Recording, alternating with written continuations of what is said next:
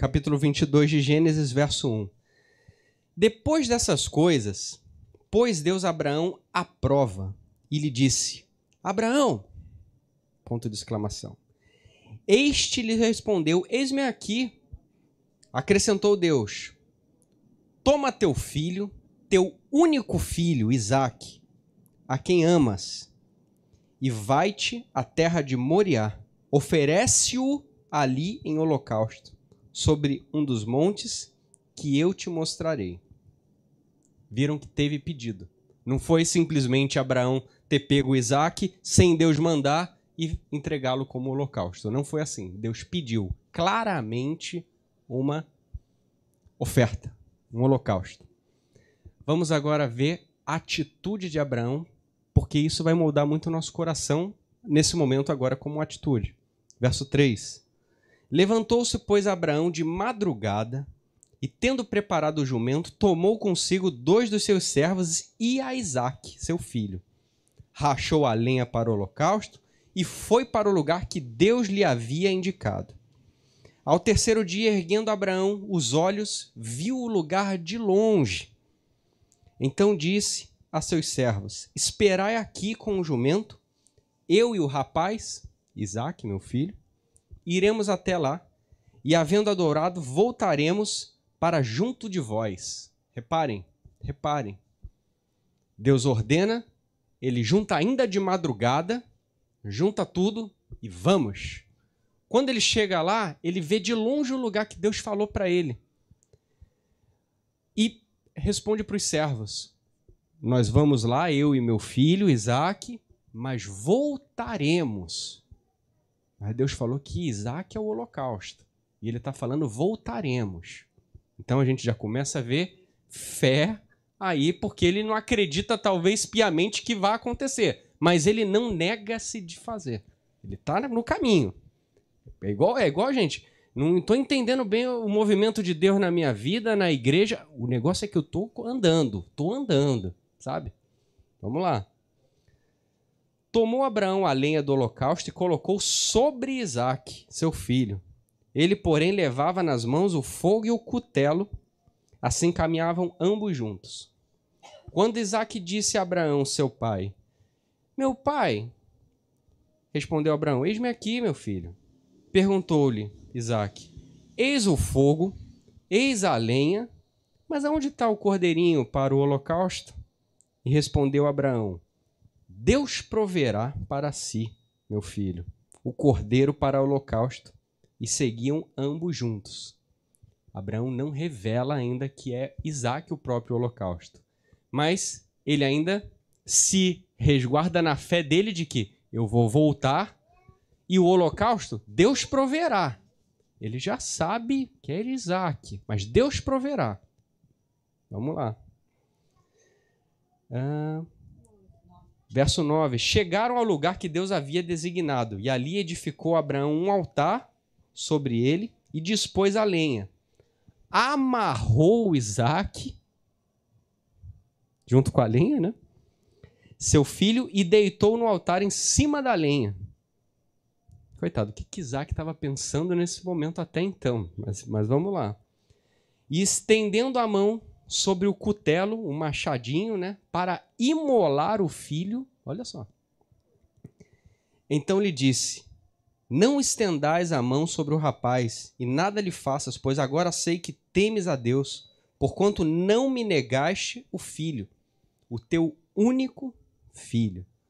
Tudo isso aconteceu somente para Deus ver, porque Deus conhecia que Abraão andava com ele, Abraão era um profeta dele, mas Deus não conhecia ainda essa questão do temor de Abraão por Deus. Olha só a lição.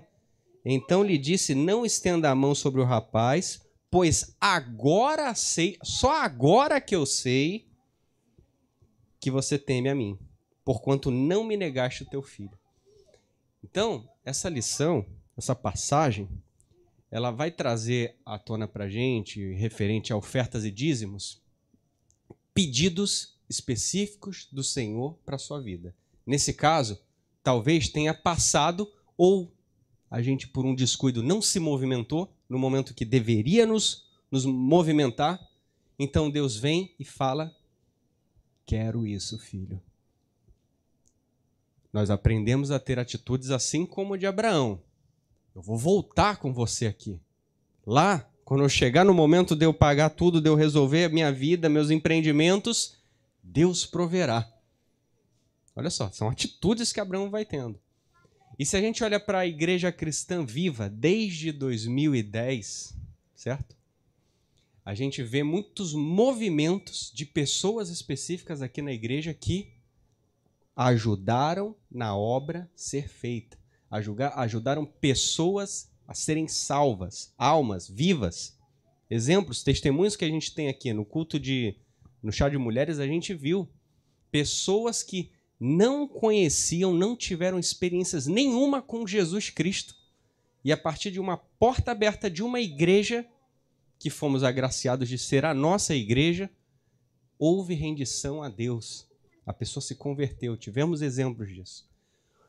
O que a gente entende de 2010 até agora, 2014, que esses movimentos, 2024, que esses movimentos tiveram, inclusive dentro da nossa própria igreja. Dentro da nossa própria igreja, pessoas específicas agiram em prol disso. Por muito tempo, a igreja, meu pai eu lembro de ter falado isso, a igreja de Copacabana, ela era igual a igreja de Tessalônica, né? Como é que eu digo? Ela supria as necessidades da igreja de Nova Iguaçu. Naquela época que tínhamos o prédio, tínhamos a locação do estacionamento. Mas agora existe um movimento, uma vez que a gente está reabrindo lá Copacabana, da nossa igreja suprir as necessidades de Copacabana. Existem almas e pessoas lá a serem salvas, porque aquela porta nos foi aberta. Pesquisávamos, meu pai tinha frentes lá com pastores para tentar abrir um espaço, não dava certo, tentava aquilo, não dava, mas uma porta foi aberta, e naquela porta, nesse último culto, teve salvação. Então, é necessário para nós cristãos movimentos da igreja para sustentar aquilo ali, porque aquelas almas dependem do Senhor para ser alcançadas, mas nós que somos os instrumentos aqui vivos na terra. E se estamos de pé, respirando, temos um trabalho, temos condições de nos manter, ninguém na igreja passa necessidades, é tempo do nosso movimento em prol dessa igreja, que está abrindo e que as pessoas vão começar a acessar também as vidas, render as vidas a Deus lá na igreja. Mas não para por aí. Ainda no versículo 13 em diante, a gente vê: tendo Abraão erguido os olhos, viu atrás de si um carneiro preso pelos chifres, entre os animais no arbusto. Tomou Abraão o carneiro e ofereceu em holocausto em lugar de seu filho. Lembra quando ele mesmo falou, Abraão mesmo falou, que Deus proverá? Proveu. Ele não matou o seu filho, assim como Deus tinha pedido, e ainda fez o holocausto a Deus. E naquele lugar, pôs Abraão o nome de o Senhor proverá, a saber, Jeová Jirê. Daí dizei até o dia de hoje, no monte do Senhor, se proverá. Então, receita mágica não existe. O que existe é palavra de Deus.